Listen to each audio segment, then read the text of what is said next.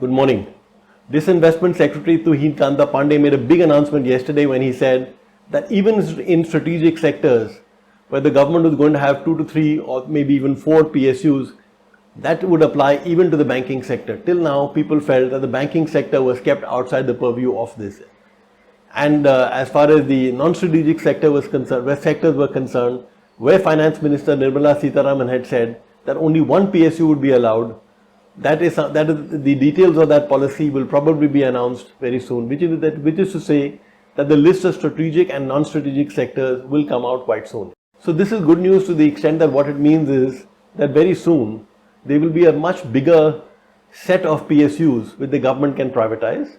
So there should be a level of excitement here.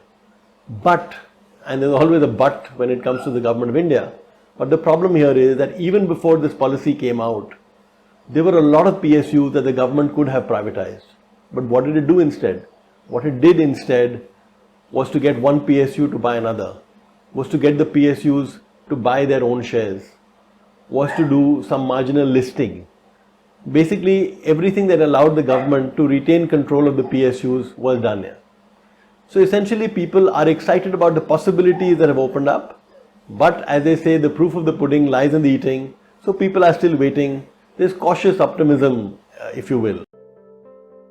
Chief Economic Advisor Krishnamurthy Subramanian gladdened many hearts when he said yesterday that the government would be coming up with more fiscal, with another fiscal package. You would recall that when the Prime Minister and later the Finance Minister announced the details of the 20 lakh crore package, a lot of people said that the fiscal cost of this was only about 1 to 1.5 lakh crores.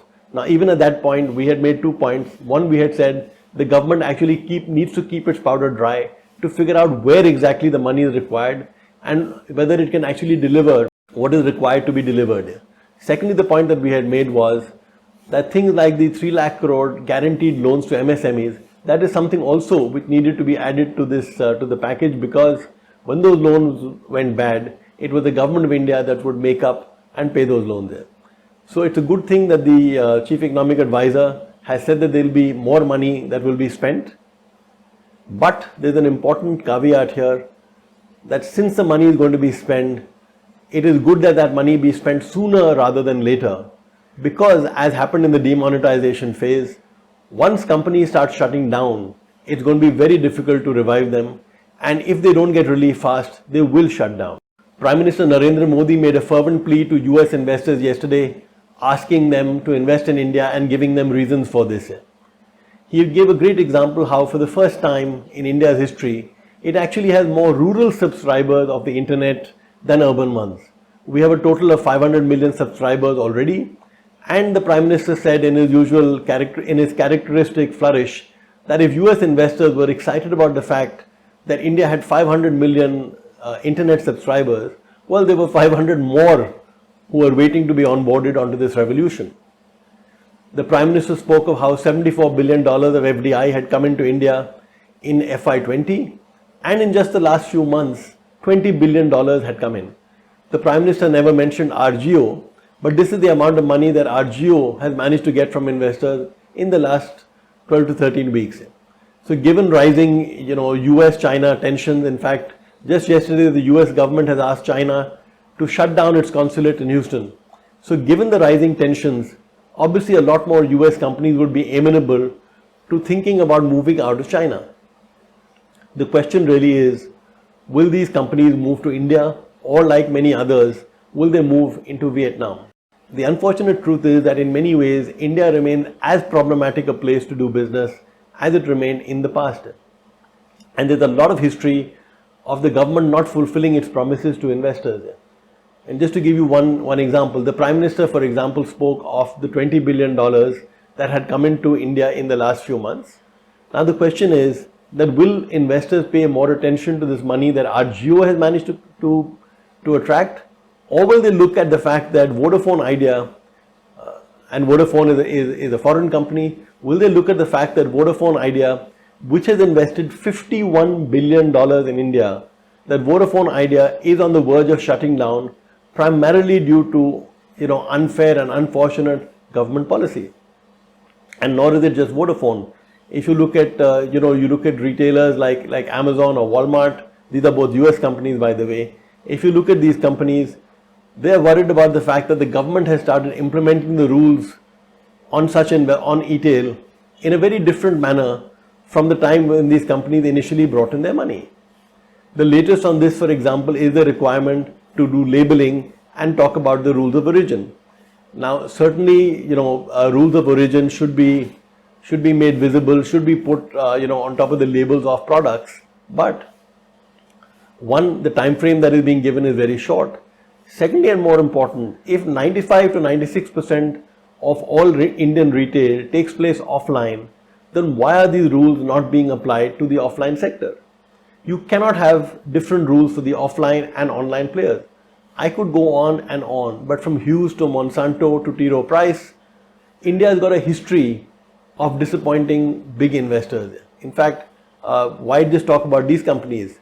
If you ask big US defense contractors or the Indian companies that these firms have tied up with or are in the process of doing so, ask these companies what is the kind of order that they have got in the last 4 or 5 years from India's defense forces. Keep in mind that when Prime Minister Modi started his Make in India push, a key plank of this was the defense sector.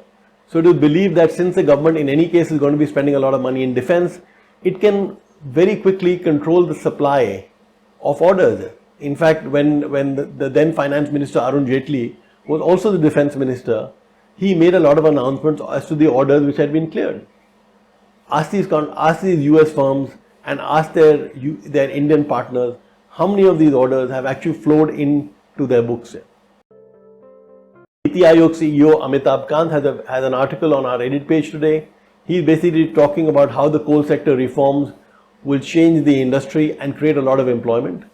Certainly that's a very big move and we have to hope that it works out well. But again, keep in mind, this is something that was supposed to happen several years ago when then Finance Minister Arun Jaitley announced that this was going to happen. This is not to say that nothing is happening in India. The railways, as we speak, are sort of finalizing their efforts to bring in private players to actually run railways on the tracks which they own. And if memory serves, around 16 companies have already evinced their interest in bidding. But as we said in our editorial a few weeks ago, the problem in the railways is that there is no independent regulator as yet. So if private companies are really going to invest big money in India, in the railways, they need to be assured that there is an independent regulator who will make sure that there is a level playing field between them and the railways. No country can ever get it fully right. I think we need to keep that in mind. In fact, a lot of investors come into a country at the time when it is beginning to open up in the hope that they will be able to set up their businesses, they will be able to stabilize their businesses. So when the economy truly opens up, then they will be on the ground floor, as it were. But what this requires is for reforms to carry on in a steady flow. They cannot be a trickle, they cannot be in spurts. So reforms have to be there in a steady flow and there has to be no backpedaling at all. In India, unfortunately, the reforms stopped and they have started and they have stopped and they have started and there has been a lot of backpedaling. That's something that Prime Minister Narendra Modi will have to guard against. Thank you. Have a great day. Bye-bye.